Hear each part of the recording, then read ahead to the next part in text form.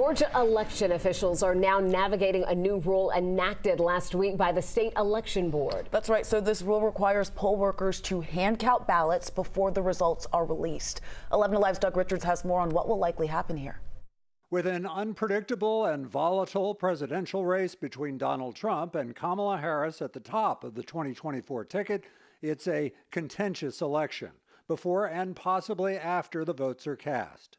Now, counties are bracing to follow a new state election board rule requiring 3 election workers in each precinct to count the total number of ballots printed on Election Day. I call it the poll worker cruelty rule that, it's just going to make for a much longer night for our poll officials to have to stay there. Gwinnett County's election director is not a fan of the new rule. They're not counting the actual races. They're just hand counting sheets of paper, and I just don't see a lot of value there.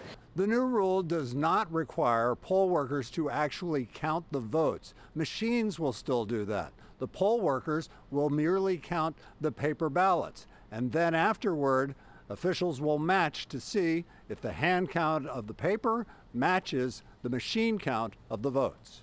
A Trump-friendly majority of the election board enacted the rule, members said, to add a layer of accountability. This was Janelle King Friday. What I don't want to do is set a precedent that we are okay with speed over accuracy. Unless a court intervenes, Gwinnett County poll manager Francine Gadsden says she'll make the new rule work. I think the numbers will match. What I think the issue will be is the length of time that it takes to actually count those ballots. And that, she says, will add a couple of hours to election night for her poll workers. In Gwinnett County, Doug Richards, 11 Alive News.